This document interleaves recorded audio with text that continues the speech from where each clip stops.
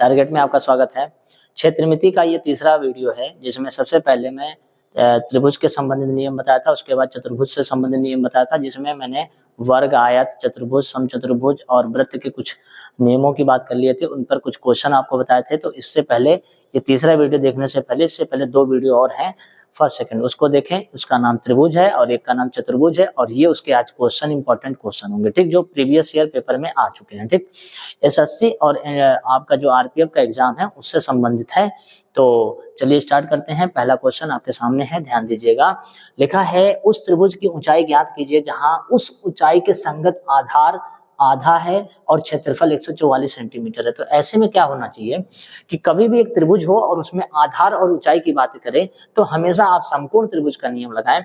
समकोण त्रिभुज का जब नियम लगाएंगे तो किसी भी प्रकार की दिक्कत नहीं, क्योंकि इसी में यहाँ पर ऊंचाई होती है, यहाँ पर ऊंचाई होती है और इसे क्या कहते हैं, आधार कहते हैं। ओके, दूसरी बात है कि यहाँ पर लिखा है त्रिभुज की जो ऊंचाई है ना वो मुझे बताना है, और ऊंचाई और आधार में क्या है कि आधार आधा है और ऊंचाई जो है वो जितनी ऊंचाई है उसका आधा आधार है, ठीक। तो ऐसा करते हैं, यहाँ पर मान लेते हैं कि ऊंचाई कितनी है, x है, और जो आधार है वो x/2 है, x/2 है, ऐसा मान सकते हैं, ठीक है। त्रिभुज का क्षेत्रफल होता है 1/2 आधार गुणे ऊंचाई, तो आधार हो गया x/2 और ऊंचाई हो गया x, ठीक है, और क्षेत्रफल आ गया 144। तो अब ध्यान से समझिएगा, x का x से मल्टीप्लाई होगा तो x² हो जाएगा और 2 दूना 4 हो जाएगा, तो ये हो जाएगा 144 गुणे 4 बराबर x², हटाएंगे तो इसके ऊपर रूट लग जाएगा। 144 का वर्गमूल होता है 12 का और 4 का होता है 2, तो 12 दूना 24, 12 दूना 24, तो जो x का मान निकल के आया ना मेरे भाई वो क्या आया, 24। और आपने x किसे माना है, तो आपने ऊंचाई को माना है, तो यहाँ से मैं ये कह सकता हूँ कि जो ऊंचाई है वो हो गई 24, तो जो आधार है वो उसका आधा होगा, तो आधार हो जाएगा कितना, 12। तो मुझसे पूछ क्या रहा था, ऊंचाई पूछ रहा था, उसका सही आंसर क्या हो जाएगा, सी नंबर हो जाएगा, ठीक है। उम्मीद है आप समझ गए होंगे। नेक्स्ट अगला क्वेश्चन अगला क्वेश्चन देखिए। अगला क्वेश्चन अगर आपको समझना है थोड़ा सा दिमाग लगाइए। लिखा है यदि एक समबाहु त्रिभुज की एक भुजा 1/3 है तो त्रिभुज का क्षेत्रफल बताना है। तो सबसे पहले आपको बता दूं समबाहु त्रिभुज का क्षेत्रफल क्या होता है, जो कि मैंने इससे पहले वाले वीडियो में बता रखा है। समबाहु त्रिभुज का क्षेत्रफल, ओके, क्षेत्रफल होता है √3/4 गुणे भुजा स्क्वायर, ठीक, ये होता है फार्मूला। तो मैं यहाँ क्या करूंगा, √3 लिख दूंगा, यहाँ पर 4 कर दूंगा और यहाँ भुजा की जगह 1/3 का मैं स्क्वायर कर दूंगा, ठीक। तो जब इसे हम सॉल्व कर रहे होंगे तो यहाँ पर निकल के आएगा √3/4। देखिए यहाँ पर तो 4 है और 3 का वर्ग हो जाएगा 9, तो 9 हो जाएगा, 9 चौको कितना हो जाएगा, 36। लेकिन ऐसा आंसर मुझे कहीं दिखाई नहीं दे रहा है, ठीक। तो ऐसे में हमें क्या करना चाहिए, जो √3 है अगर हम इसे सॉल्व करना चाहते हैं तो ये √3 लिखेंगे, यहाँ पर 36 लिखेंगे और इसी √3 से ऊपर और इसी √3 से हम क्या करेंगे, नीचे मल्टीप्लाई कर देंगे, ठीक। तो ऊपर निकल के आएगा 3 और यहाँ पर हो गया 36 √3। तो जब हम इसे कट करेंगे तो यहाँ पर 1/12 √3 आ जाएगा, 1/12 √3 जो यहाँ पर दिख रहा है। 1/12 √3 जो दिख रहा है वो यही है, ठीक है, √3/36, लेकिन √3/36 ऑप्शन में नहीं दिख रहा था, इस वजह से इसको हम सी नंबर, यानी कि इसको अगर हम थोड़ा सरल करेंगे तो ऐसा बन जाएगा, ठीक है। तो समबाहु त्रिभुज का क्षेत्रफल निकालना हो तो ये फार्मूला आपको लगाना पड़ेगा, ठीक। आगे बढ़ते हैं अगले क्वेश्चन की ओर।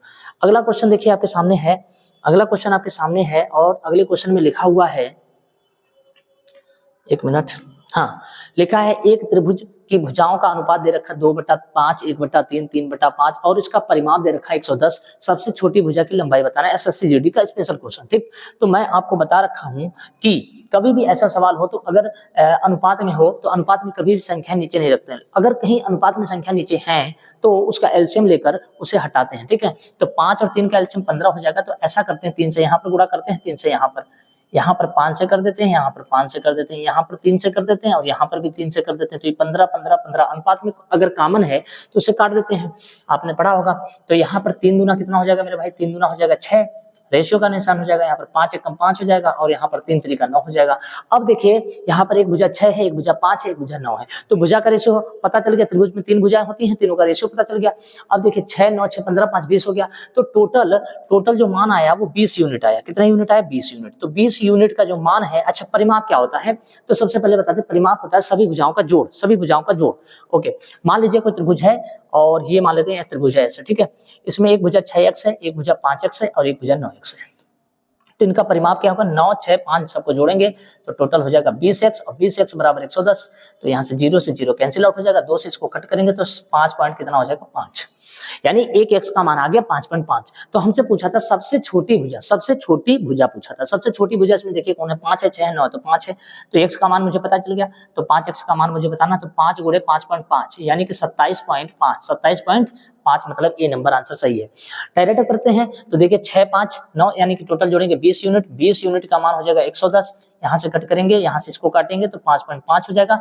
एक यूनिट का मान 5.5 हो जाएगा। तो मुझे सबसे छोटी भुजा बतानी है और सबसे छोटी भुजा का मान क्या है, 5 है। तो 5 गुणे 5.5 कर लेंगे मेरे भाई, तो यहाँ पर मल्टीप्लाई करेंगे तो यहाँ जाएगा 27.5, यानी कि यूनिट मेथड से लगा सकते हैं, यक्स मानकर भी लगा सकते हैं, कोई दिक्कत नहीं है, दोनों सही है, ठीक।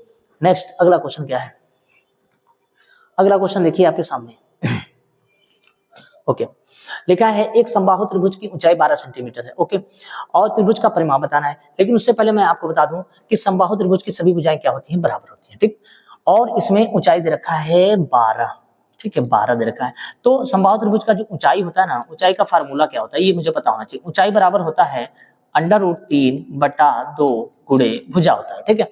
तो ऊंचाई की जगह पे 12 में रख दूंगा ऐसे, बराबर √3/2 गुणे ए। तो 2 का गुणा इधर होगा तो 12 दूना कितना हो जाएगा, 24 हो जाएगा, और ये √3 इसके नीचे आ जाएगा, ठीक।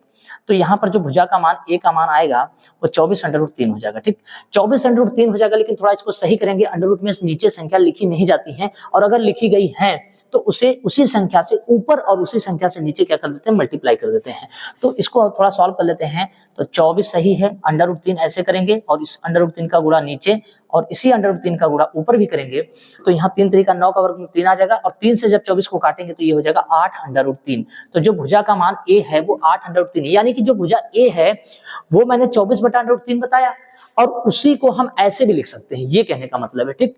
तो बताइए ये वाली भुजा अगर 8√3 है, सॉरी हाँ 8√3 है, तो ये वाली भी भुजा 8√3 होगी और ये वाली भी भुजा 8√3 होगी। लेकिन मुझे बताना, मुझे क्या परिमाप बताना, परिमाप होता है सभी भुजाओं का जोड़। तो 8 8 16 3 का 24, तो टोटल हो जाएगा 24√3, 24√3। तो इसका सही आंसर कौन सा हो जाएगा, बी नंबर हो जाएगा, ठीक। तो एसएससी ऐसे ही सवाल पूछता है और उम्मीद है आप समझ गए होंगे, ठीक। नेक्स्ट अगला क्वेश्चन देखते हैं। अगला क्वेश्चन क्या लिखा हुआ है, लिखा है समबाहु त्रिभुज का क्षेत्रफल बताना है जिसकी भुजा 44 है। तो आप ही बताइए, समबाहु त्रिभुज का क्षेत्रफल होता है √3/4 गुणे भुजा स्क्वायर, और भुजा का मान दे रखा कितना है, 44। तो 44 गुणे 44 मैं ऐसे लिख दे रहा हूँ, 4 से काट दूंगा तो 11 आ जाएगा, 44 का मल्टीप्लाई करूंगा 484 होता है, √3 हो जाएगा। आप कैलकुलेशन कर लीजिएगा, देख लीजिएगा, 11 का गुणा 44 से करेंगे 4 और 4 4 8 4 484 √3, और ये हो जाएगा इसका सही आंसर बी नंबर, ठीक। तो समबाहु त्रिभुज का क्षेत्रफल ऐसे आता है, ठीक। नेक्स्ट अगला क्वेश्चन देखिए। अगला क्वेश्चन लिखा है एक समबाहु त्रिभुज के अंतःवृत्त का क्षेत्रफल 462 सेंटीमीटर स्क्वायर है, तो त्रिभुज का परिमाप बताना, ठीक है। मैं बताऊंगा, लेकिन मैं उससे पहले आपको एक बात बता दूं, यह एक त्रिभुज है, ठीक है। इस त्रिभुज के अंदर अगर कोई वृत्त बन जाए तो इसकी त्रिज्या क्या होती है, मुझे ये पता करना पड़ता है। तो इसकी त्रिज्या जो होती है, ये पूरा जो ये समबाहु त्रिभुज इसकी भुजा ए होती है, मैं आपको पहले बता दूं, ए तीनों बराबर होगा, तो इसकी त्रिज्या होगी a/2√3 होता है, ठीक है। ये आप याद रखेंगे, ठीक। और यहाँ पर एक और बात समझिए, अगर ये बाह्य वृत्त होता, यानी कि वृत्त बाहर बना होता और त्रिभुज उसके अंदर होता है ऐसे, तो इसकी त्रिज्या होती a/√3, ठीक है। ये हो गया बाह्यवृत्त और ये हो गया अंतःवृत्त, ये कैपिटल आर हो गया, ठीक है। मुझे इसके बारे में बात नहीं करनी है, मुझे अंतः के बारे में बात करनी है, अंतःवृत्त, ठीक है। अच्छा एक और बात यहाँ पर कि अंतःवृत्त का मुझे दे रखा है क्षेत्रफल, तो वृत्त का क्षेत्रफल क्या होता है, तो वृत्त का क्षेत्रफल होता है πr², ओके। और यहाँ पर दे रखा है कितना, 462 दे रखा है, और यहाँ पर r का मान मुझे पता चल गया a/2√3, तो मैं यहाँ पर रख दूंगा, पाई का मान हो जाएगा 22/7, ओके। गुणे का निशान लगाऊंगा, इसका मैं स्क्वायर करूंगा तो ये हो जाएगा a² बटे का निशान, 2 का स्क्वायर 4 होता है और 3 का 3, √3 का वर्ग 3 ही होता है, तो 4 3 कितना हो जाएगा 12। उम्मीद है आप समझ गए होंगे, इसका वर्ग करने पे यही आएगा, बराबर 462 है। आपने कहा ठीक है, हमने कहा इसको कुछ काट पीट करते हैं यहाँ पर, जैसे मैंने 2 से काट दिया, तो 2 से काटा तो यहाँ पर एक सेकंड, मैं 2 से कट किया तो 2 एक कम 2, 2 एक कम 2, 2 छंग 12, सही है, ऐसे काट देंगे। फिर 11 से मैं काटूंगा, जैसे 11 चौको 44 हो जाएगा, ठीक, और 11 दूना 22 हो जाएगा। तो उम्मीद है ये भी समझ गए होंगे। अब देखिए ए स्क्वायर निकालना मुझे, ए स्क्वायर में निकालूंगा तो ये 42 तो है ही मेरे पास, और 7 छंग कितना होता है 42, तो ये भी 42 हो जाएगा। 2 बार 42 स्क्वायर जब हटाएंगे तो इसके ऊपर रूट लगेगा, तो एक भुजा का मान कितना आ जाएगा 42 आ जाएगा। भुजा का मान जो हो जाएगा वो 42 हो जाएगा, ठीक है। तो मुझे त्रिभुज का परिमाप बताना है। अच्छा, त्रिभुज का परिमाप बताना है तो भुजा, त्रिभुज समबाहु त्रिभुज है, इसकी सभी भुजाएं क्या होती हैं, बराबर होती हैं। तो अगर एक भुजा 42 है, अगर एक भुजा 42 है तो दूसरी भी 42 होगी और तीसरी भी 42 होगी, ठीक है। तो चाहे तो 42 में 3 से मल्टीप्लाई कर दीजिए, चाहे तो 42 42 42 करके जोड़ दीजिए। तो आप जब जोड़ेंगे तो कितना होगा 42 4 4 8 4 12 126, यानी कि इसका जो आंसर निकल के आएगा वो 126 आएगा, ठीक है। 126 यानी डी नंबर आंसर एकदम सही होगा। उम्मीद है समझ गए होंगे कि अंतःवृत्त का त्रिज्या कैसे निकालते हैं, ठीक, बाह्यवृत्त का त्रिज्या कैसे होता है, ठीक। आगे बढ़ते हैं। लिखा है एक समकोण त्रिभुज की भुजा x-2, x-4 और x है, तो इसका क्षेत्रफल ज्ञात करना है, ठीक है। मैं क्षेत्रफल बता रहा हूं, लेकिन उससे पहले मैं आपको बता दूं समकोण त्रिभुज में कुछ बातें होती हैं। ये वाली भुजा सबसे बड़ी होती है, ये भुजा सबसे बड़ी होती है, उसके बाद ये होता है ऊंचाई और ये होता है आधार। तो आप इसमें सबसे बड़ी भुजा देखिए सबसे पहले कौन है, x-2, x-4 या x। तो सबसे बड़ी भुजा कौन है, x है, तो ये हो गया x, ओके। फिर x-2, x-4 में किसी को कहीं लिख दीजिए, जैसे मैंने इसको x-2 लिख दिया और इसको x-4 लिख दिया, इससे कोई दिक्कत नहीं है। इसमें पाइथागोरस प्रमेय लगाएंगे, कर्ण स्क्वायर बराबर आधार स्क्वायर प्लस लंब स्क्वायर। तो कर्ण स्क्वायर का मतलब होता है यहाँ पर x स्क्वायर निकलेगा, थोड़ा सा इधर से लिखना पड़ेगा भाई, आप लोगों को शायद अब दिख रहा होगा, यहाँ से देखें। तो ये हो जाएगा x स्क्वायर, कर्ण स्क्वायर हो गया, आधार स्क्वायर करेंगे तो इसका स्क्वायर हो जाएगा x स्क्वायर प्लस 2 दूना 4 माइनस 2 दूना 4x हो जाएगा, ठीक, प्लस का निशान लगाएंगे। फिर इसका करेंगे तो ये हो जाएगा x स्क्वायर प्लस 4 चौको कितना हो जाएगा 16, फिर माइनस 4 दूना 8x, ठीक, ये हो जाएगा पाइथागोरस प्रमेय से। एक x स्क्वायर से x स्क्वायर क्या हो जाएगा, कैंसिल आउट हो जाएगा, ठीक। अब यहाँ पर देखिए x स्क्वायर यहाँ बचा हुआ है, मैंने लिख दिया x स्क्वायर, 8 और 4 कितना हो जाएगा माइनस का 12x, और 4 और 16 कितना हो जाएगा 20। फिर इस 20 को ऐसा तोड़ते हैं कि जोड़ने घटाने पर 12 आ जाए और गुणा करने पर 20 आ जाए। तो आपने कहा कि 6 दूना अगर 12 करते हैं, नहीं तो ये बनेगा ही नहीं, 10 दूना 20 होता है, 10 दूना 20 होता है, तो 10 दूना 20 हो गया, ठीक। तो 10 दूना अगर 20 होता है तो मुझे उम्मीद है कि 10 दूना 20 हो गया, 10 और 2 12 होता है, ठीक। ये तोड़ने का तरीका है। तो x का मान यहाँ पर कौन सा रखें, 10 लें कि 2 लें, तो उम्मीद है कि 10 लेंगे। तो अगर x का मान ये 10 होगा, ध्यान से सुनिएगा, तो 10 में से 2 जाएगा, ये क्या बनेगा 8, और 10 में से 6 जाएगा, ये क्या बनेगा 4। तो ये ट्रिपलेट होता है, इसे क्या कहते हैं, ट्रिपलेट कहते हैं, ठीक है। अब यहाँ पर बताइए कि समकोण त्रिभुज में समकोण त्रिभुज का क्षेत्रफल क्या होता है, तो 1/2 आधार गुणे ऊंचाई, तो आधार इसका कितना है 8 है, और ऊंचाई कितनी है 6 है, ठीक। 2 से अगर हम कट करते हैं, 2 चौको 8, 6 चौको कितना हो जाएगा 24, 6 चौको कितना हो जाएगा 24। तो देखिए इसका सही आंसर क्या निकल के आएगा 24, ठीक है।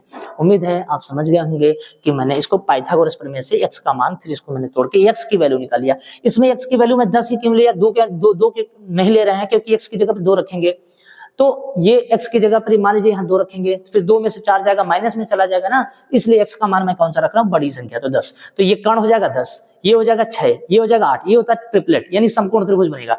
समकोण त्रिभुज जैसे बनेगा 5 3 4 का बनेगा, 12 13 5 का बनता है, ऐसे ही 10 8 6 का बनता है, ठीक है। ये थोड़ा याद भी रखना है आपको, ठीक। तो उम्मीद है ये समझ गए होंगे। अगला क्वेश्चन देखते हैं। अगला क्वेश्चन लिखा है एक समद्विबाहु त्रिभुज के आधार पर खींची गई ऊंचाई 12 सेंटीमीटर और परिमाप 36 सेंटीमीटर है, त्रिभुज का क्षेत्रफल बताना। दूसरी बात ये है कि यहाँ पर कंडीशन दे रखा है समद्विबाहु। अब देखिए समद्विबाहु त्रिभुज में ये होता है कि 2 भुजाएं बराबर होती है, मान लीजिए ये और ये भुजा बराबर है, ठीक, और ये वाली भुजा अलग है, ओके, ये वाली भुजा अलग है, और यहाँ से ऊंचाई डाल रखा है इन्होंने, कितना डाल रखा है 12। तो देखिए अभी मैं आपको बता रहा था ना कि एक 12 है, तो 12 के साथ में 5 और 13 चलता है, ठीक, ये कंसेप्ट है, याद रखिएगा।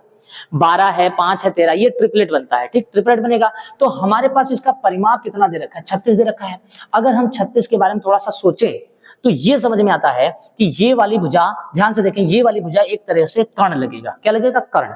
तो ये कर्ण हो गया, तो ये आधार हो जाएगा, और ये वाली भुजा यहाँ से ये वाली भुजा, इसे हम क्या कहेंगे, लंब कहेंगे, क्या कहेंगे, लंब कहेंगे, ठीक है। तो अब ये बताइए कि अगर ये 12 है तो इसके साथ में 5 और 13 में कौन आ सकता है, तो ये 13 हो सकता है, तो ये भी 13 होगा, तो 13 और 13 कितना हो जाएगा 26, और टोटल परिमाप कितना है 36। परिमाप क्या होता है, तीनों भुजाओं का जोड़ होता है, और तीनों भुजाओं का जोड़ कितना दे रखा है 36 दे रखा है। तो अगर ये 13 है तो ये 13 13 13 कितना हो गया 26 हो गया, तो बचा कितना, तो आप कहेंगे 10 बचा, मैंने कहा एकदम सही है। तो ये बन गया एक समकोण त्रिभुज बन गया, समद्विबाहु त्रिभुज बन गया। अच्छा एक और बात, त्रिभुज का क्षेत्रफल बताने के लिए मुझे आधार 1/2 आधार गुणे ऊंचाई चाहिए। आधार, अगर आधार देखें तो आधार कितना है 10 और ऊंचाई देखें तो कितना है, ऊंचाई कितना है 12। 2 से कट करेंगे 2 पंचे 10, 12 पंचे कितना हो जाएगा 60। ठीक है, तो 60 ऑप्शन में है 60, ये क्लियर बी नंबर। ठीक है, आप समझ गए होंगे कि ऐसे सवाल को थोड़ा सा टेक्निकल है, थोड़ा ट्रिपलेट याद। अच्छा ट्रिपलेट में बता दूं, एक ट्रिपलेट ये बन गया आपका, एक बनता है 6 8 10 का और एक बनता है ऐसे 5 4 3 का, ये सब ट्रिपलेट है। ठीक है, इनको थोड़ा सा आप दिमाग में रखेंगे तो काम बन जाएगा। ठीक, आगे बढ़ते हैं। एक समद्विबाहु त्रिभुज में एक कर्ण दे रखा है और त्रिभुज का क्षेत्रफल बताना है। मैंने आपको बताया था कि अगर समद्विबाहु त्रिभुज का कर्ण पता हो, कर्ण ज्ञात हो और क्षेत्रफल पूछे तो मैंने कहा था कर्ण का स्क्वायर बाय 2 4 कर दीजिएगा। ठीक, और अगर आधार कहे तो आधार का स्क्वायर बाय 2 कर दीजिएगा, अगर लंब कहे तो लंब का स्क्वायर बाय 2 कर दीजिएगा। तो मेरे पास कर्ण दे रखा है, कर्ण का मान कितना रखा है 28√2, इसका मैं स्क्वायर करूंगा बाय 4 कर दूंगा। ठीक, तो ये हो जाएगा 28 गुणे 28 और 2 का वर्गमूल, सॉरी √2 का जब वर्ग करेंगे तो 2 निकल के आएगा और यहाँ से कितना है 4, तो थोड़ा सा कट करते हैं 2 से, अगर 2 से इसको काटेंगे तो 2 दूना 4, फिर 2 से इसको काटेंगे 14। अब देखिए 8 चौको कितना होता है 32, 8 चौको 32, यानी कि मुझे 28 और 14 में मल्टीप्लाई करना है। तो 4/32 का कितना आता है 2, तो इसके लास्ट में 2 तो है नहीं, यहाँ भी 2 नहीं है, यहाँ भी 2 नहीं है, तो उम्मीद है कि सी नंबर आंसर होगा 392। ठीक, मल्टीप्लाई करके देख लीजिएगा, आंसर आ जाएगा 392। दूसरी बात, कर्ण देगा क्षेत्रफल पूछेगा तो कर्ण स्क्वायर बाय 4 होगा, आधार देकर क्षेत्रफल पूछेगा तो आधार स्क्वायर बाय 2 होगा, लंब देकर देगा तो लंब स्क्वायर बाय 2 होगा। ठीक, आगे बढ़ते हैं। नेक्स्ट अगला क्वेश्चन लिखा है, यदि एक वर्ग का परिमाप और क्षेत्रफल संख्यात्मक रूप से बराबर हो तो वर्ग की भुजा क्या हो सकती है। तो मान लेते हैं एक वर्ग है मेरे पास ये। ठीक, इस वर्ग की भुजा मैं मान लेता हूं सबसे पहले 2, तो ये भी 2, ये भी 2, ये भी 2, ये भी 2, तो बताइए परिमाप क्या निकल के आएगा। तो आप कहेंगे परिमाप तो होता है सभी भुजाओं का जोड़, मैंने कहा हाँ 2 2 4 2 6 2 8, ओके, लेकिन इसका क्षेत्रफल क्या होगा। तो वर्ग का क्षेत्रफल होता है भुजा स्क्वायर, मतलब 2 का स्क्वायर कितना हो गया 4। क्या 8 और 4 संख्यात्मक रूप से बराबर हैं, तो आप कहेंगे नहीं, इसका मतलब ये आंसर गलत है।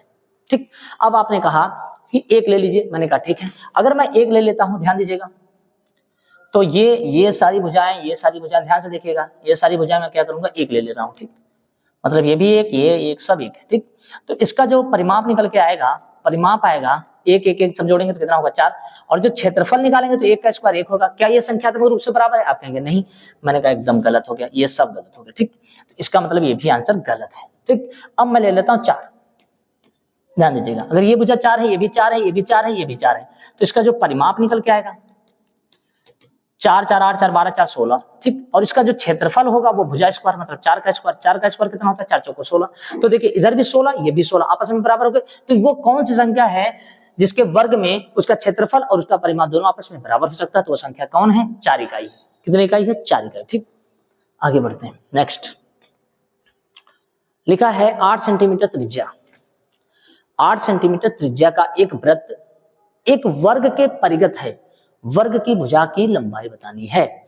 तो 8 सेंटीमीटर त्रिज्या का कोई एक क्या है, वृत्त है और वर्ग के परिगत है, इसका मतलब हो गया कि ये है आपका वर्ग और इसके किनारे किनारे किनारे यहाँ पर क्या हो गया, ये हो गया आपका वृत्त। ठीक है, और इसकी जो त्रिज्या दे रखा है, इसकी त्रिज्या यहाँ से वृत्त की जो त्रिज्या यहाँ से यहाँ तक कितना है 8 है, तो अगर मैं पूरा ऐसे मिला दूं तो ये भी 8 हो जाएगा। ठीक, तो आप बताइए ये जो मैं 8 8 लिख दिया, ये वर्ग का क्या कहलाएगा, तो ये कहलाएगा वर्ग का विकर्ण। वर्ग का जो विकर्ण होता है वो वृत्त के, बाह्यवृत्त के व्यास के बराबर होता है। ठीक है, तो वर्ग का विकर्ण निकल के आया आपके सामने, कितना निकल के आया मेरे भाई, तो आप कहेंगे विकर्ण निकल के आया 16। मैंने कहा एकदम सही, क्योंकि यहां से यहां तक त्रिज्या 8 इधर है तो 8 इधर हो जाएगा। ठीक, अब इस कोने को उस कोने से मिला देंगे तो ये वर्ग का विकर्ण कहलाता है। और वर्ग का विकर्ण का फार्मूला क्या होता है,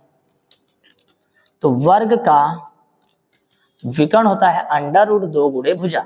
ठीक, तो विकर्ण तो दे रखा है 16 और ये √2 इसके कहा जाएगा नीचे, तो यहां से क्या निकल जाएगी, भुजा निकल जाएगी। ओके, यहां से भुजा निकल जाएगी। मुझे बताना है वर्ग की भुजा की लंबाई, तो भुजा तो आ गया 16/√2, लेकिन 16/√2 कहीं ऑप्शन में दिख नहीं रहा है। ठीक, जब दिख नहीं रहा है तो मैं देखिए पहले दूसरे क्वेश्चन में भी इसी तरीके से बताया हूं कि इसी चीज को मैं और क्या लिख सकता हूं, तो मैंने इसको ऐसे लिखा 16/√2, और जो √2 है ना ये इसी संख्या से नीचे और इसी संख्या से ऊपर मल्टीप्लाई कर देंगे मेरे भाई, ऐसे और ऐसे। तो इसे क्या कहते हैं कि कभी भी रूट में संख्या नीचे नहीं लिखी जाती, और है तो उसी संख्या से ऊपर और उसी संख्या से नीचे मल्टीप्लाई करके उसे हटाया जा सकता है। तो 2 दूना 4, और 4 का वर्गमूल निकल के आएगा 2, तो 2 से अगर हम इसको काटेंगे तो ये हो जाएगा 8, तो ये बन जाएगा 8/√2, 8/√2। तो देखिए 8/√2 कहीं भुजा दे रखा है, ठीक है 8/√2, इसी 8/√2 का जो ये जो 8/√2 निकल के आया है वो यही है 16/√2 है, लेकिन 16/√2 कहीं ऑप्शन में दिखाई नहीं दे रहा था, तो मैंने इसको थोड़ा सा सॉल्व किया, ठीक है, और ऐसे ही सॉल्व करना है इसको। आगे बढ़ते हैं, अगला क्वेश्चन, यदि वर्ग की भुजा 1 इकाई हो, ठीक, तो वर्ग का क्षेत्रफल उसकी भुजा के बराबर होता है। ठीक, तो पहले समझिए वर्ग की भुजा, तो पहले मैं एक वर्ग बना लेता हूं, इसकी भुजा कितनी है 1 है, तो वर्ग का जो क्षेत्रफल होगा वो 1 का स्क्वायर कितना होता है 1 होता है, उसकी भुजा के बराबर होता है। ठीक है, तो 1 जो है भुजा के बराबर ही तो है, तो क्या ये कभी नहीं होता है कि अक्सर होता है कि कभी कभी होता है कि हमेशा होता है, तो आंसर क्या है, ये हमेशा होता है, ये हमेशा होता है। ठीक, नेक्स्ट अगला क्वेश्चन पढ़िए, एक वर्गाकार मैदान का क्षेत्रफल दे रखा है, एक वर्गाकार मैदान है उसका एरिया दे रखा है 10,000 वर्ग मीटर। ठीक है, उस वर्ग का परिमाप ज्ञात कीजिए जिसकी भुजा मैदान के विकर्ण के बराबर है। ठीक, ये बहुत अच्छा सवाल पूछा है, लेकिन इसको लगाएंगे कैसे, तो सबसे पहले वर्गाकार मैदान का क्षेत्रफल मैं लिखता हूं, वर्गाकार मैदान का क्षेत्रफल मतलब भुजा स्क्वायर बराबर 10,000 दे रखा है। ठीक है, स्क्वायर हटाएंगे रूट लगेगा, तो भुजा निकल के आएगी 100। ओके, तो ये मैं यहाँ एक चित्र बना रहा हूं वर्गाकार, ये भुजा 100 है, ये भुजा 100 है, इसका ये यहाँ से विकर्ण होता है। ठीक, तो 100 का वर्ग 100 का वर्ग, तो यानी कि अगर हम इसका वर्ग करेंगे या कर्ण निकालेंगे तो ये यहाँ पर कर्ण निकल के आएगा 100/√2। कैसे निकल के आएगा मैं आपको बताता हूँ, तो कर्ण स्क्वायर बराबर 100 का स्क्वायर प्लस 100 का स्क्वायर मेरे भाई, तो 100 का स्क्वायर 10,000 हो गया, इधर भी 10,000 हो जाएगा, 10,000 को जोड़ेंगे तो कितना हो जाएगा 20,000 हो जाएगा, और 20,000 का जब मैं वर्गमूल निकालूंगा तो निकल के आएगा 100/√2। ठीक है, तो मैंने इसको डायरेक्ट लिख दिया। ठीक, अब सुनिएगा मैंने क्यों विकर्ण निकाला है, यहाँ लिखा है एक वर्गाकार मैदान का क्षेत्रफल, तो क्षेत्रफल से मैं भुजा निकाल सकता हूँ, तो भुजा a बराबर 100 आ गया, लेकिन लिखा है उस वर्ग का परिमाप मुझे बताना है जिसकी भुजा मैदान के विकर्ण के बराबर, तो मैदान का जो विकर्ण है वो 100/√2 है। ठीक, और उस वर्ग का मुझे परिमाप बताना है, उस वर्ग का मुझे परिमाप बताना है जिसकी भुजा जो है वो मैदान के विकर्ण के बराबर, तो मैदान का विकर्ण है कितना 100/√2, तो ये 100/√2 हो जाएगा, ये भी 100/√2 हो जाएगा, और ये भी 100/√2 हो जाएगा, और ये भी 100/√2 हो जाएगा, सारी भुजाएं बराबर हो जाएंगी। तो मुझे इसका परिमाप बताना, परिमाप क्या होता है, सभी भुजाओं का जोड़ होता है, तो 100 200 300 400, तो आंसर हो जाएगा 400/√2, 400/√2। उम्मीद है आप समझ गए होंगे 400/√2 कैसे आया। ठीक, इस तरीके से सवाल पूछता है एसएससी। ठीक, आगे बढ़ते हैं, यहां देखिए आपके सामने ये सवाल है। ठीक, आराम से सोच समझ के लगाना है। लिखा है वर्ग का क्षेत्रफल और दे रखा है, तो वर्ग का क्षेत्रफल क्या होता है, भुजा स्क्वायर। क्षेत्रफल का मान पूरा दे रखा है, कितना है 81x² प्लस 72x प्लस 16, इतना दे रखा है। ठीक, फिर लिखा है वर्ग की प्रत्येक भुजा का मान बताइए। ओके, स्क्वायर हटा दीजिए रूट निकल जाएगा, लेकिन इतनी बड़ी संख्या का रूट निकालना है तो कैसे निकालेंगे, तो यहां से फर्स्ट लीजिए और यहां से लास्ट लीजिए। 81 किसका होता है 9x का, 16 किसका होता है 4 का, और ये बन गया होल स्क्वायर, और इसके ऊपर चल रहा रूट, स्क्वायर से रूट क्या हुआ कैंसिल, तो भुजा का जो मान है वो आया 9x प्लस कितना 4, और यही इसका आंसर है। लेकिन हमारे पास पहले ऑप्शन में ऐसा नहीं है तो मैं इसे काट दूंगा, फिर दूसरे ऑप्शन में जाऊंगा 2 दूना तो 4 हो जाएगा, तो ये हो जाएगा 9x प्लस 4/2 हो जाएगा, लेकिन क्या मुझे नीचे 2 चाहिए, तो यहाँ पर देखिए नहीं, तो ये भी आंसर गलत हो जाएगा। फिर मैं यहाँ आ जाऊंगा, 2 का गुणा 2 से करूंगा तो ये हो जाएगा 9x प्लस 4 बटे नीचे कितना हो जाएगा 2, और सुनिए इसमें इसके बाहर 2 है तो इस 2 से ये 2 कैंसिल आउट हो जाएगा, तो देखिए 9x प्लस 4 ये लिखा यही है, ये 9x प्लस 4 को उन्होंने थोड़ा सा इस तरीके से लिख दिया। ठीक है, तो इसका सही आंसर क्या हो जाएगा, सी नंबर हो जाएगा। ठीक, उम्मीद है समझ गए होंगे, क्षेत्रफल है वर्ग का। ठीक, आगे बढ़ते हैं। लिखा है 16 मीटर लंबाई 12 मीटर चौड़ाई वाले एक हाल के फर्श को वर्गाकार टाइलों से पक्का किया जाना है। यदि कम से कम टाइलों का उपयोग किया जाना है तो प्रत्येक वर्ग के टाइल की मुझे लंबाई बतानी है। तो सुनिए, टाइलों की संख्या पहले मैं बताता हूं। टाइलों की संख्या बराबर होता है कुल क्षेत्रफल बटे एक टाइल का क्षेत्रफल। ध्यान दीजिएगा। तो सबसे पहले मैं आपको बता दूं कि ये तो कुल टाइलों की संख्या निकालना होता है, लेकिन मुझे टाइल की संख्या नहीं निकालनी है, मुझे टाइलों की क्या बतानी, टाइल की मुझे लंबाई बतानी है। और मेरे पास टाइल की लंबाई कहीं दिया नहीं है। जब ऐसे सवालों में ना दिया हो तो आप यहाँ से ये संख्या उठाइए, और संख्या क्या क्या है देखिए, संख्या है 16 और 12। तो इनका आप जो है HCF निकाल दीजिए। बस क्या निकाल देंगे, HCF। जैसे HCF निकालेंगे तो जितने वर्ग का टाइल लगेगा उसकी लंबाई निकल के आ जाएगी। ठीक, तो मैंने इसे 4 से काटे, 4 चौको 16, 4 3 12। अब मेरे भाई ये किसी के पहाड़ से नहीं कटने वाला। ठीक, तो यहाँ पर ये आ गया 4 जो कॉमन है दोनों के लिए। तो उम्मीद है आप समझ ये रह गए होंगे कि जो टाइल लगाना है मुझे उसकी लंबाई कितनी होगी। तो आंसर है 4 मीटर होगी। कितने टाइल लगेंगे वो अलग चीज है, टाइल की लंबाई निकालने का मैंने ये तरीका बताया। ठीक, देखिएगा ये सवाल है, लिखा 320 रुपए प्रति हेक्टेयर की दर से मुझे किसी वर्गाकार खेत की जुताई करवानी है। खेत कैसा है, वर्गाकार है। ठीक, जुताई की जो लागत है वो 2880 रुपए है। ठीक, ओके। इसका क्षेत्रफल ज्ञात कीजिए, और हेक्टेयर, एक हेक्टेयर का जो मान होता है, एक हेक्टेयर बराबर होता है 10,000 वर्ग मीटर का। ठीक, इसका मैं प्रयोग करूंगा, लेकिन मैं उससे पहले बता दूं कि मान लीजिए मेरे पास जमीन है। ठीक, और मैंने आपसे कहा कि मुझे आपसे खेत जो है जुतवाना है, और उस खेत का जो लागत, जो रुपए लग रहा है वो 8 रुपए, मुझे मतलब 8 रुपए टोटल खर्चा आएगा, 8 रुपए आएगा। और मैंने पूछा कि आप एकड़ या हेक्टेयर, एक हेक्टेयर खेत की जुताई का कितने रुपए लेते हैं। तो आपने कहा मैं एक हेक्टेयर खेत जब जुताई करता हूं तो मैं 2 रुपए लेता हूं। ठीक है, मैंने कहा कि मैं आपको 8 रुपए दे रहा हूं, तो जब मैं 8 रुपए आपको दूंगा तो इसका मतलब है कि मेरे पास कितने हेक्टेयर जमीन है। तो इसके लिए मुझे निकालने के लिए मैं 2 से इसको जब भाग करूंगा तो 4 हेक्टेयर निकल के आएगा। कितना आएगा, 4 हेक्टेयर आएगा। तो मेरे भाई एक बात बताओ, मैंने कहा 320 रुपए प्रति हेक्टेयर जुताई है और टोटल खर्चा आ रहा 2880 रुपए। तो कितना आप खेत जुतवाए, तो खेत कितने हेक्टेयर है इस चीज को निकालने के लिए मुझे क्या करना होगा, 2880 को मुझे 320 से क्या करना होगा, भाग करना होगा। जैसे मैं भाग करूंगा तो मैंने आपसे कितना खेत जुतवाया ये निकल के आ जाएगा। तो 32 से इसको मुझे काटना है, तो डायरेक्ट भी काट सकते हैं, 9 दूना 18, यानी कि 9 ये हो जाएगा 9 हेक्टेयर। क्या हो जाएगा, 9 हेक्टेयर। यानी कि मैंने आपसे कितना खेत जुतवाया है, 9 हेक्टेयर। और एक हेक्टेयर में कितने वर्ग मीटर होता है, 10,000। तो 9 हेक्टेयर में हो जाएगा 10, यानी कि जोड़ेंगे 90,000। ठीक है, तो ये देखिए इसका सही आंसर क्या हो जाएगा। तो यहाँ लिखा है उसका क्षेत्रफल कितना था, क्षेत्रफल निकालने का तरीका मैंने आपको बता दिया। दूसरी बात ये समझ लीजिए, मैंने कहा कि मैंने खेत जुताई 400 रुपए दिए हैं। ठीक, और मैंने किसी से पूछा कि एक हेक्टेयर जुताई का कितना रुपए पड़ता है, तो उसने कहा 100 रुपए पड़ता है। तो मैंने कहा 400 मैंने दिया है, तो 100 से अगर मैं भाग करूंगा इसका मतलब मेरे पास कितने हेक्टेयर जमीन है, 4 हेक्टेयर जमीन है। ठीक है, ऐसे ही यहाँ पर 2880 रुपए का टोटल खर्चा आया जुताई का, और एक हेक्टेयर का जुताई 320 रुपए है। तो कितने हेक्टेयर आपने जुतवाया, तो उसको भाग करेंगे तो यहाँ से हेक्टेयर निकल के आ जाएगा। ठीक, तो 9 हेक्टेयर खेत आपने जुतवाया, और एक हेक्टेयर बराबर कितने वर्ग मीटर होता है, तो 10,000 होता है, मल्टीप्लाई करेंगे, सीधा आंसर। ठीक, आगे बढ़ते हैं। अगला क्वेश्चन क्या है, उस वर्ग का परिमाप ज्ञात कीजिए।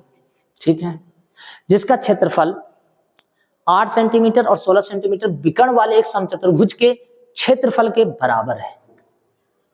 ओके, ठीक है, उस वर्ग का मुझे परिमाप बताना है, जिसका क्षेत्रफल मतलब वर्ग का क्षेत्रफल, ध्यान सुनिएगा, यहां लिख दे रहा हूं, वर्ग का क्षेत्रफल। फिर से, उस वर्ग का परिमाप बताना है जिसका क्षेत्रफल मतलब वर्ग का क्षेत्रफल 8 सेंटीमीटर 16 सेंटीमीटर विकर्ण वाले एक समचतुर्भुज के क्षेत्रफल के बराबर है। तो वर्ग का क्षेत्रफल किसके बराबर होगा, समचतुर्भुज के क्षेत्रफल के। ओके, अब मैं यहाँ पर बात करता हूं कि विकर्ण की लंबाई मुझे दे रखी 8 और 16। ठीक, तो मैं समचतुर्भुज का क्षेत्रफल निकाल सकता हूं। समचतुर्भुज का क्षेत्रफल होता है 1/2 d1 गुणे d2 होता है ना। ठीक, अच्छा, वर्ग का क्षेत्रफल होता है भुजा स्क्वायर।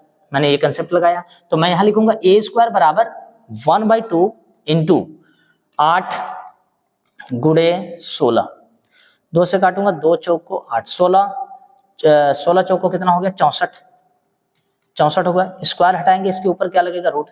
64 का वर्गमूल कितने का होता है 8 का। तो बताइए मैं वर्ग की मैंने क्या निकाल दिया भुजा। अगर वर्ग की भुजा पता चल जाए कि ये भी 8 है, ये भी 8 है, ये भी 8 है, ये भी 8 है, तो इसका आप परिमाप निकाल सकते हैं। 8 8 16 8 कितना हो गया 24, नहीं 8 8 चौको 32, यानी कि 4 है ना, तो 8 चौको 32 हो जाएगा। डायरेक्ट 8 में 4 से मल्टीप्लाई कर सकते हैं, या फिर 8 8 16 16 32 कर लीजिए। तो इसका जो सही आंसर क्या निकल के आएगा, सी नंबर 32। यानी उम्मीद है जैसे लैंग्वेज लिखा है उसको पढ़िए, फिर उसको लिखिए, उसके बाद डायरेक्ट सवाल सॉल्व कर सकते हैं। ठीक है, अगला क्वेश्चन आपके सामने है, ध्यान दीजिए। चलिए ठीक, लिखा है एक आयताकार भूखंड का विकर्ण और एक भुजा 65 और 63 है, आयताकार भूखंड का परिमाप बताना। ठीक, तो देखिए आयताकार क्या होता है, ये होता है आयताकार। ठीक, और इसका विकर्ण दे रखा है यहां से यहां तक कितना 65, और एक भुजा दे रखा है 63। तो मान लीजिए ये वाली भुजा बी बतानी है मुझे। ठीक, तो पाइथागोरस प्रमेय क्या कहता है, 65 का वर्ग बराबर 63 का वर्ग प्लस बी का स्क्वायर। ठीक, तो मैं अगर 63 को इधर कर दूं तो ये हो जाएगा 65 का वर्ग माइनस 63 का वर्ग बराबर बी स्क्वायर। और मैंने आपको ये सॉल्व करने का तरीका बताया है कि इसको वर्ग ना निकालकर एक बार इसे जोड़ लीजिए और एक बार घटा दीजिए। 65 और 63 को अगर हम जोड़ देते हैं, ठीक, तो 5 3 कितना हो गया 8 और 6 6 12 128 इंटू, एक बार जोड़ दीजिए और एक बार घटा दीजिए। 65 में 63 गया यहाँ पर 2, और ये हो जाएगा बी स्क्वायर। बी स्क्वायर यहाँ से हटाएंगे, इसके ऊपर रूट लग जाएगा। 128 दूना होता है 256, 256 किसका वर्गमूल होता है, तो आप देखेंगे तो 16 का। किसका होता है 16 का ना, 16। ठीक, तो ये बी का मान यहाँ पर कितना आ गया 16 आ गया। ठीक, तो अब आयताकार जो भूखंड है उसकी मैं लंबाई भी बता दिया और इसकी मैं चौड़ाई भी निकाल दिया।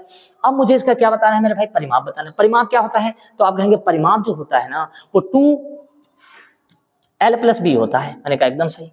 तो 2 तो लिख देंगे, l का मान कितना है 6 3, और b का मान कितना 16, इनको जोड़ लीजिए। 6 3 कितना होता है 9, और 6 एक साथ 79 हो गया। इसका डबल मल्टीप्लाई कीजिए, 9 दूना 18, 7 दूना 14 और 15, 158 आ जाएगा इसका परिमाप। तो यानी कि ए नंबर आंसर सही हो जाएगा। ठीक है, ए नंबर आंसर सही हो जाएगा। ठीक, पाइथागोरस प्रमेय का इसमें उपयोग किया गया है। अगला क्वेश्चन, एक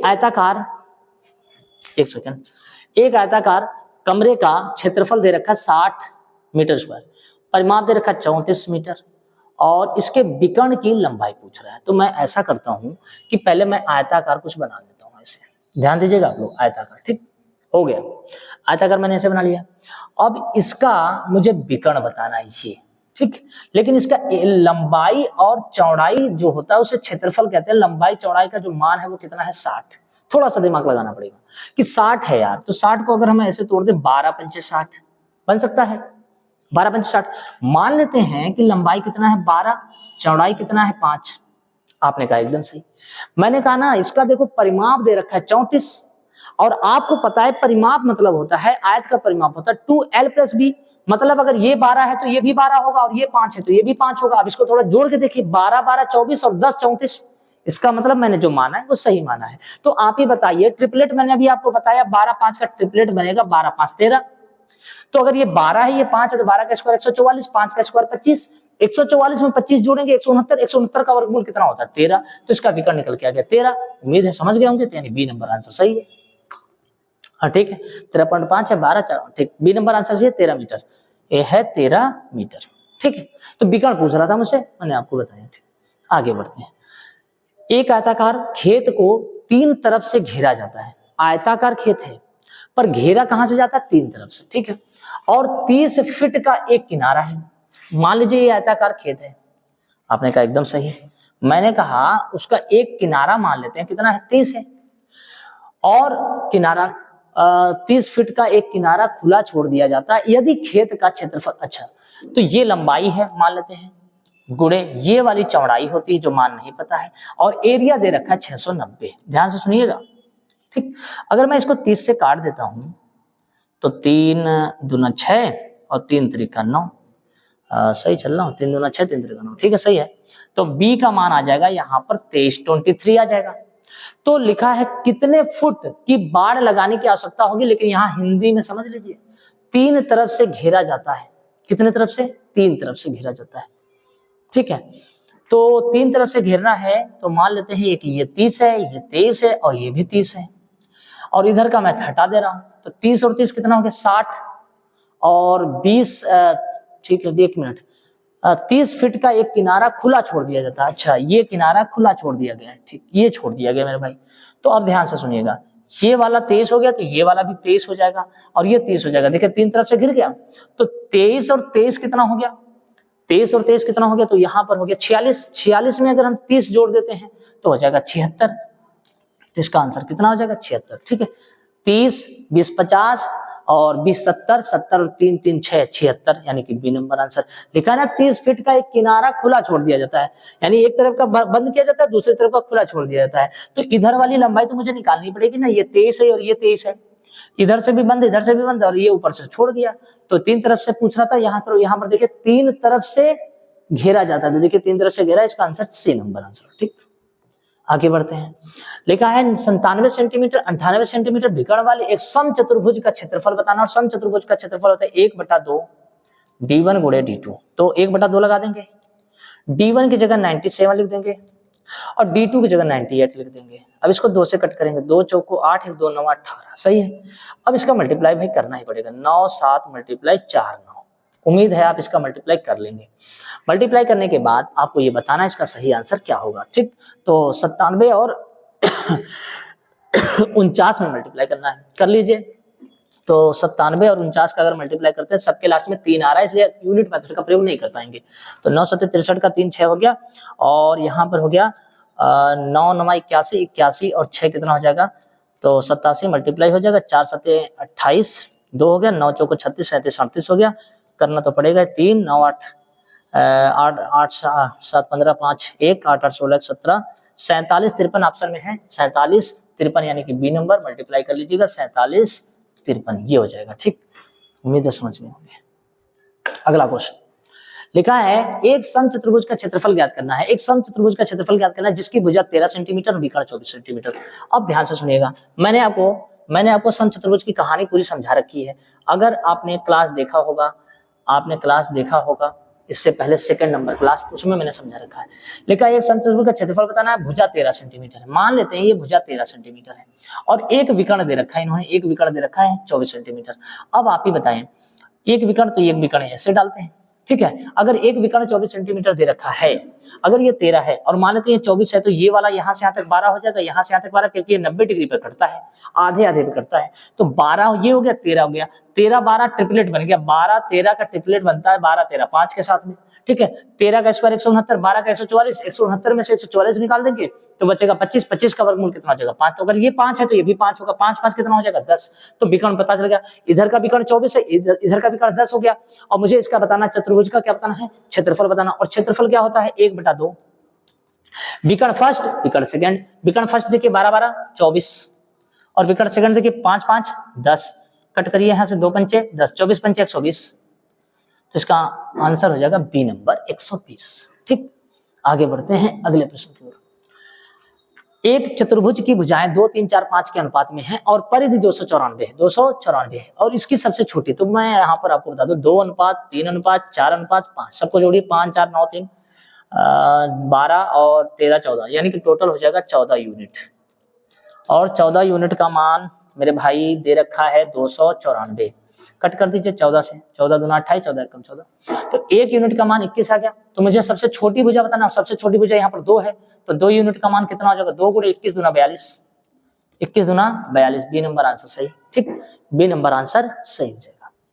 नेक्स्ट, एक समलंब का क्षेत्रफल 160 सेंटीमीटर स्क्वायर है यदि समांतर भुजाओं की लंबाई 20 और 12 है। तो सबसे पहले आपको बनाना होगा एक समलंब। ठीक, ऐसे ध्यान दीजिएगा, ऐसे बनाना होगा, ठीक है। ओके, मैंने इसके बारे में बताया है कि इसे अगर हम बी ए लिख सकते हैं तो इसे बी लिख देंगे, और ये वाली जो होती है इसे हम ऊंचाई लिखते हैं, और इसका क्षेत्रफल होता है 1/2 ऊंचाई समांतर भुजाओं का योग a + b, ऐसा होता है। और ये होता है क्षेत्रफल। ये क्या होता है, क्षेत्रफल। तो यहाँ पर क्षेत्रफल दे रखा है 160, तो मैं यहाँ लिख दे रहा हूँ क्षेत्रफल। तो क्षेत्रफल हो गया 160 बराबर 1/2।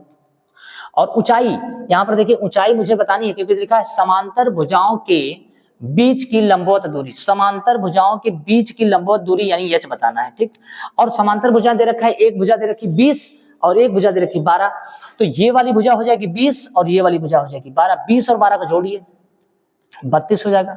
2 से चाहिए तो इसको काट दीजिए, 2 से काटेंगे 16 हो जाएगा, 16 से इसको काटेंगे तो 10 आ जाएगा। तो ऊंचाई का जो मान है वो 10 हो जाएगा। उम्मीद है समझ गए होंगे। ए नंबर आंसर सही है। ठीक है, ए नंबर आंसर सही है। नेक्स्ट, 7 मीटर त्रिज्या वाले एक वृत्ताकार मैदान 3.5 मीटर चौड़े पथ से घिरा हुआ है। ठीक, मान लीजिए ये कोई 7 मीटर, ये देखिएगा मैं आपको बता रहा हूं, यहां से यहां तक की जो त्रिज्या है वो कितनी है, 7 है। 7 मीटर त्रिज्या वाला एक वृत्ताकार मैदान है, ये मैदान हो गया।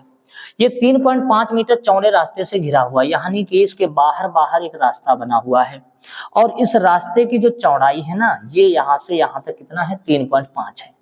तो मेरे भाई यहां से यहां तक की अगर हम त्रिज्या देख लें, पूरी ये त्रिज्या देख लें, तो चलिए इसको थोड़ा साफ लिख देते हैं कि ये वाली जो दूरी है, ये वाली जो दूरी है वो 3 पॉइंट कितनी है, 5 है। तो अगर हम ये दूरी 3.5, अगर हम इसको पूरा देखें तो यहाँ से यहाँ तक 7 है और ये वाली 3.5 है। अगर ये 3.5 है तो एक बड़ा वृत्त बन रहा है और एक छोटा वृत्त बन रहा है। तो बड़े वृत्त में से अगर छोटा वृत्त निकाल देंगे तो यहाँ से निकल के आएगा पथ का क्षेत्रफल। पथ मतलब रास्ते का क्षेत्रफल। तो मैं यहाँ लिख दे रहा हूँ, रास्ते का क्षेत्रफल निकालने का तरीका, रास्ते का क्षेत्रफल बराबर बड़े वृत्त का क्षेत्रफल माइनस छोटे वृत्त का क्षेत्रफल। आप कहेंगे एकदम सही है। मैंने कहा आपको बस यही कंसेप्ट लगाना है। ठीक, तो अब देखिए बड़ा वाला वृत्त देखिए, तो बड़े वाले वृत्त का क्षेत्रफल होगा पाई आर स्क्वायर। अच्छा मैं यहाँ लिख दे रहा हूँ पाई आर स्क्वायर, माइनस छोटा वृत्त हो गया पाई आर स्क्वायर। तो दोनों में क्या कॉमन हो जाएगा, तो दोनों में पाई कॉमन हो जाएगा, दोनों में पाई कॉमन हो जाएगा, तो यहाँ हो जाएगा R square minus small R square. ठीक, ऐसे बन जाएगा। अब देखिएगा, अब अगर हम बात करते हैं तो यहां पर पाई तो रहेगा ही, पाई रहने दीजिए, पाई का मान होता है 22/7, और आर कैपिटल आर मतलब यहां से यहां तक का टोटल देखिए 7 और 3 10, तो 10.5 का वर्ग हो जाएगा माइनस 7 का वर्ग हो जाएगा। ठीक है, या तो इसे एक ब्रैकेट में जोड़ दीजिए और एक ब्रैकेट में घटा दीजिए, कंसेप्ट आपके हिसाब से चल सकता है। गुणे का निशान लगाइए, ए स्क्वायर माइनस बी स्क्वायर, या तो वर्ग करिए या तो घटाइए। 10 7 कितना होता है, 17.5, और 10.5 में से अगर 7 निकाल देंगे तो कितना हो जाएगा, 3.5। 7 से काटेंगे 7 × 5 = 35 यानी 0.5। अब हमें क्या करना होगा, इनका आपस में मल्टीप्लाई करना होगा। जैसे 5 का मल्टीप्लाई 22 से कर दीजिए, 5 दूना 10, 5 दूना 10, तो ये हो जाएगा 11 गुणे 17.5। अब 17.5 का गुणा केवल 11 से करना होगा, और जैसे गुणा करेंगे तो जाहिर सी बात है दशमलव इनमें कहीं दिख नहीं रहा है, तो इसका सही आंसर क्या निकल के आएगा, सी नंबर। मल्टीप्लाई करके देख लीजिएगा, 192 पॉइंट कितना आ जाएगा, 5 आ जाएगा। ठीक है, 192.5 आ जाएगा। ठीक, एक मिनट, अगला क्वेश्चन है, सही है।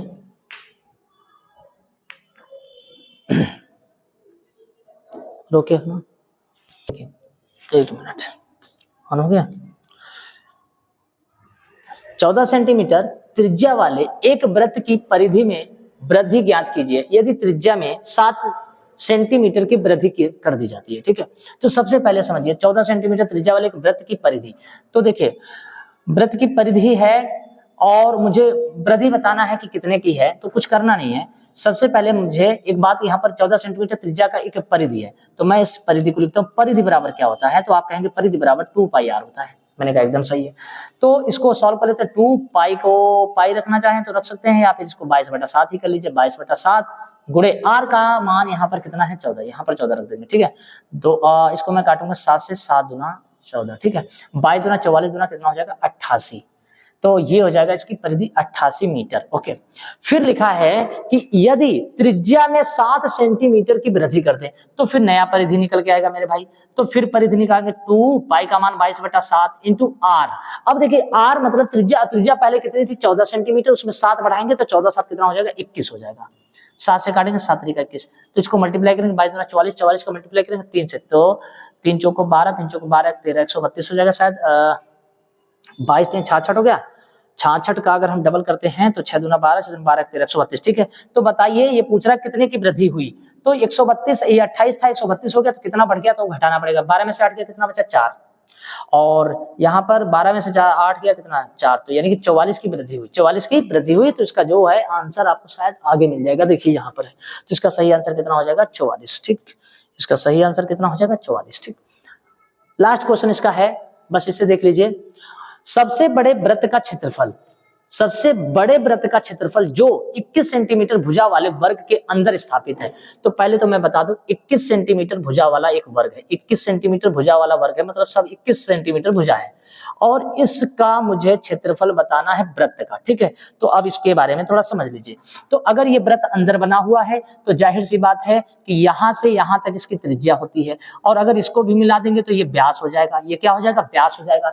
तो अगर ये पूरी लंबाई 21 है तो ये भी 21 होगी, तो इसकी जो त्रिज्या निकल के आएगी वो 21/2 हो जाएगी। ठीक, अब मुझे लिखा है वर्ग के अंदर अगर वृत्त है तो उस वृत्त का मुझे क्षेत्रफल ही तो बताना। तो वृत्त का क्षेत्रफल होता है पाई आर स्क्वायर। पाई का मान होता है 22/7 और आर का मान है 21/2, तो 21/2 गुणे 21/2 कर देंगे।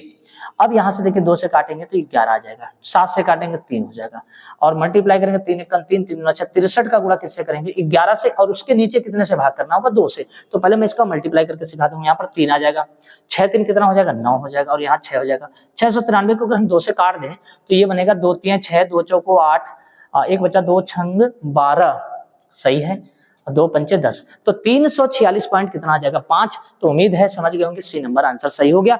लेकिन मेरी बात एक समझ लीजिएगा कि कभी भी वर्ग के अंदर अगर कोई वृत्त बना हुआ है तो वृत्त की यहाँ से यहाँ तक त्रिज्या r होती है और यहाँ से यहाँ तक भी r होती है। अगर ये दोनों को मिला देंगे तो वर्ग की भुजा के बराबर हो जाएगा और वर्ग की भुजा मान लीजिए अगर 10 है तो त्रिज्या इसकी कितनी हो जाएगी? 5। त्रिज्या कितनी हो जाएगी? 5। यहाँ पर इसकी भुजा 21 थी तो त्रिज्या हो गई 21/2। 21/2 को भाग करें या फिर ऐसे ही छोड़ दें और सॉल्व करने पर ये आंसर आ जाएगा। ठीक, तो उम्मीद है ये तीसरा वीडियो आपको समझ में एकदम आ गया होगा।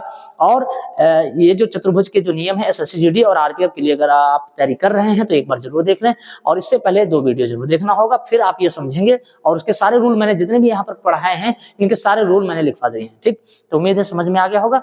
फिर मिलते हैं नेक्स्ट वीडियो में। जय हिंद।